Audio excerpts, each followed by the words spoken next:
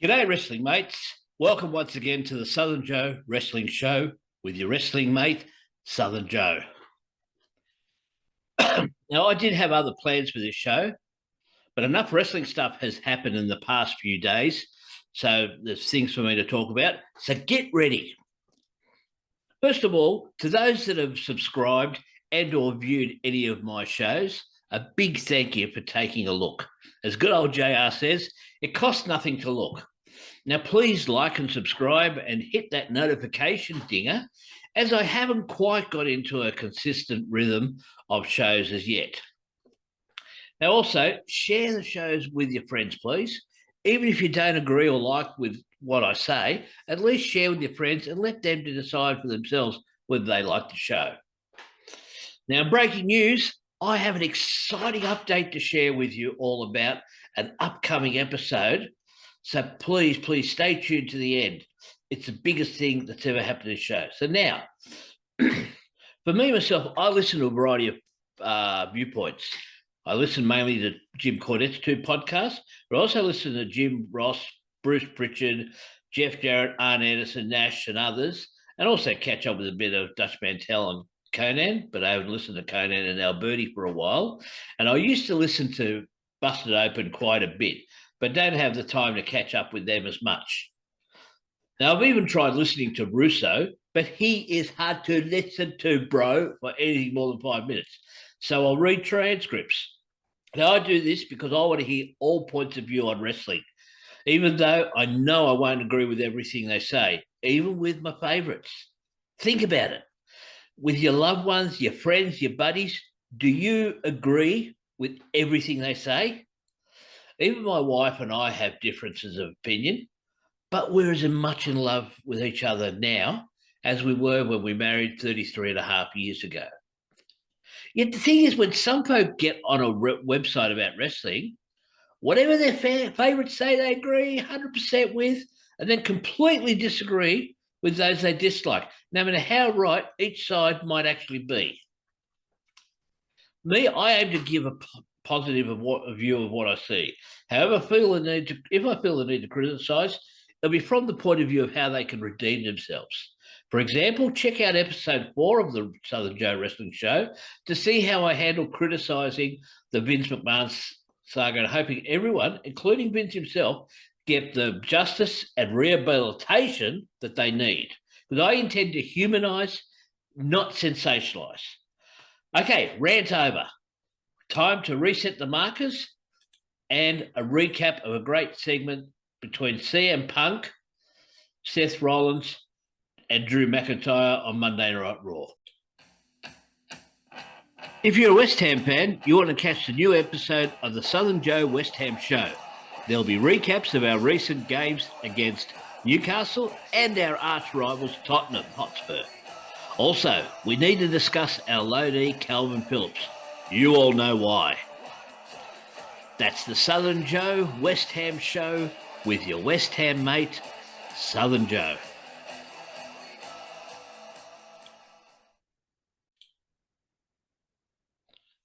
Welcome back to part 2 of this episode of the Southern Joe Wrestling Show with your wrestling mate, Southern Joe.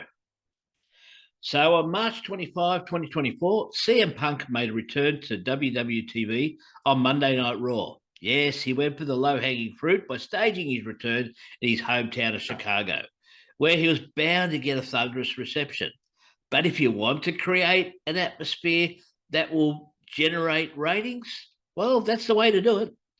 Punk stated that he's not medically cleared to wrestle just yet, but I wonder if he could take a bump by the time Mania rolls around. Now, I love the interaction Punk had with Pat McAfee and popping the internet hard by mentioning the Cornette podcast by name, but not mentioning Jim Cornette himself. But he then pivoted to the fact that McAfee had Roman Reigns on his show. And after a bit of banter about Roman, he got down to business and brought up Seth Rollins, The Rock, and Drew McIntyre. Drew came out just at the right moment, and the two of them traded barbs without memorising some lame script. Punk talks about Drew, the Scotsman kilt, or is it a skirt? To which Drew says, "You'll get cancelled for that in 2024. Punk also said that he never had to put another man's name on a T-shirt to sell it, referring to Drew's T-shirt that had a checklist that had Injure CM Punk as being checked off. Also loved Drew's barb saying that Punk never drinks or do drugs, yet he spends all his time in rehab. That was great. With each barb, they gave the moment time to breathe and have the audience react. The setup is obviously for Punk to become the guest commentator for Drew's title match with Seth Rollins at WrestleMania 40. But then in comes Seth himself, and he takes a bit too long for my liking to get into the ring. That's probably so everyone can sing, "Whoa!" as long as they could. Now, this leads to a stare down and another CM Punk bank of chance. Rollins at least concedes that he is the away player because they're in Punk's hometown, Chicago. The crowd starts chanting referee, and there's some more banter. It's all great promo work. It's not recited word salad. They then get set up to the fact that CM Punk will be the guest commentator for the Drew versus Seth match at WrestleMania. And the exclamation point was when Drew looked to make sure that he had the last word rather than CM Punk. But Drew was then blindsided by Seth, who showed the real exclamation point by laying a super kick out, followed by a curb stomp on Drew. All in all, one of the best segments for a very, very long time. Time to take another just short break, and we'll come back and let's talk about CM Punk's interview with Ariel Helwani on the MMA Hour. If you're a West Ham fan, you want to catch the new episode of the Southern Joe West Ham Show. There'll be recaps of our recent games against Newcastle and our arch rivals Tottenham Hotspur. Also, we need to discuss our loanee Calvin Phillips. You all know why. That's the Southern Joe West Ham Show with your West Ham mate, Southern Joe.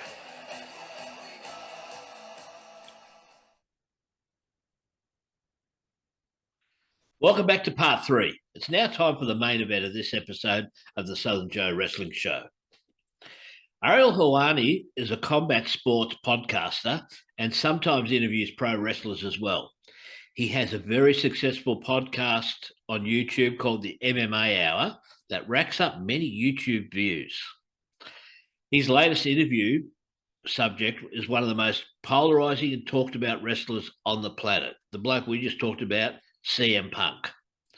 The two of them went through all the details of what led to the infamous incidents in All Elite and how he returned to the WWE. Punk was also asked about his relationship with Tony Khan, with Triple H, and NDAs in All Elite. Now, I haven't had a chance to watch the whole interview. What I saw was pretty good. I've only read mainly transcripts about what's been said, but the interview does clear up a few misconceptions for me. Now, I previously apologised that I didn't believe that the backstage incidents were actual shoots, especially the Wembley incident. Now, I've always wondered two things. Firstly, if Punk and Jack Perry had known issues, why were their matches one after the other? Surely the card could have been arranged where there were at least 2 matches between them so they wouldn't have a chance to interact backstage. CM Punk claims that he asked Tony Khan to handle the glass situation with Jack Perry. Short story, Khan didn't, so Punk did, and the melee ensued, which according to Punk wasn't as bad as some claim. Here's a quick synopsis of the glass story I'm talking about. Now, prior to going to Wembley, Perry was at a TV taping where he wanted to do a spot with real glass. In wrestling, normally sugar glass is used because it's safer for everyone concerned. If Jack's actor father, Luke Perry, was still alive, he probably would actually tell him the same thing, as sugar glass is commonly used in place of real stuff in TV production. A doctor and a whole bunch of officials told Jack no, and Perry was said to have cussed them all out. Tony Schiavone then apparently approached Punk, who then proceeded to let Perry know not to use real glass and was also told where to go.